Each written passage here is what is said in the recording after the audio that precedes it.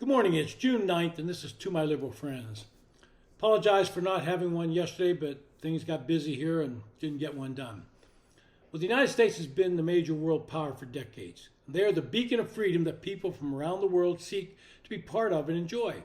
The conduct of foreign policy falls in the bailiwick of the executive branch. Under the direction of the President of the United States, this policy is enacted through several departments and agencies, specifically the Department of State, the Defense Department, and the Central Intelligence Agency. There are other lesser agencies that are involved in setting foreign policy of the nation, but these are the three that are the primary ones. The Monroe Doctrine is the best-known U.S. policy toward the Western Hemisphere. Buried in a routine of annual messages delivered to Congress by President James Monroe in December 1823, the doctrine warns European nations that the United States would not tolerate further colonization or puppet monarchs. Monroe made four basic points. First, the United States would not interfere in European affairs. 2, the United States recognized that and would not interfere with existing colonies in the Americas. 3, the Western Hemisphere was closed to future colonization. And 4, if a European power tried to interfere with any nation in the Americas, that would be viewed as a hostile act against the United States. Well, the Monroe Doctrine has been expanded over the years. In 1904, President Theodore Roosevelt added the Roosevelt Corollary. The addition stated that the United States could become involved in a Latin American country's internal affairs in case of clear and long-term wrongdoing by that Latin American country. Well, this was sort of revised and reversed in the 1930s when President Franklin Roosevelt instituted the Good Neighbor policy. According to that policy, the United States gave up its right to intervene in the internal affairs of other countries. Later, other countries in the Americas agreed to work together to help keep other powers from interfering in the area. Several countries signed an agreement in 1947. The agreement says that an armed attack by any state against an American state would be considered an attack against all American states. Well, it was Teddy Roosevelt who also said, "Speak softly but carry a big stick."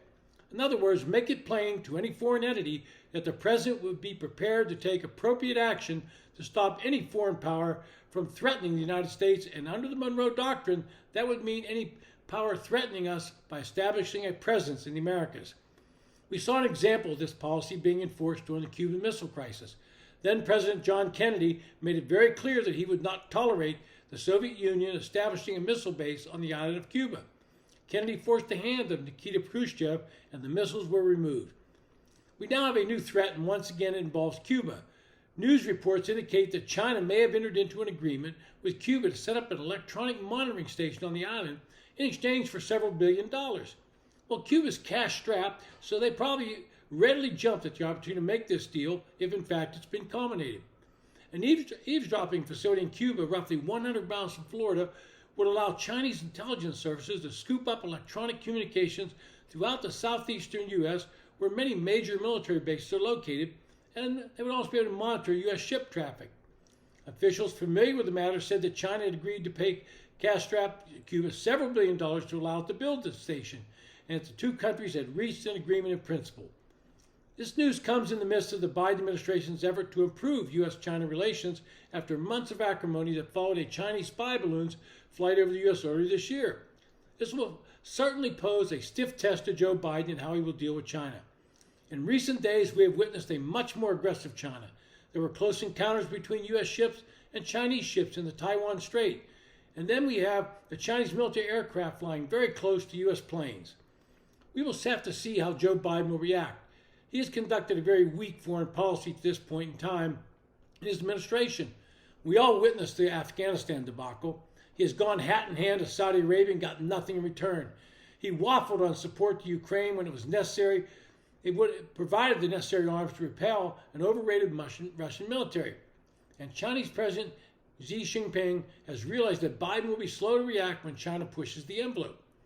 China has only declared foreign military bases in Djibouti, in the Horn of Africa.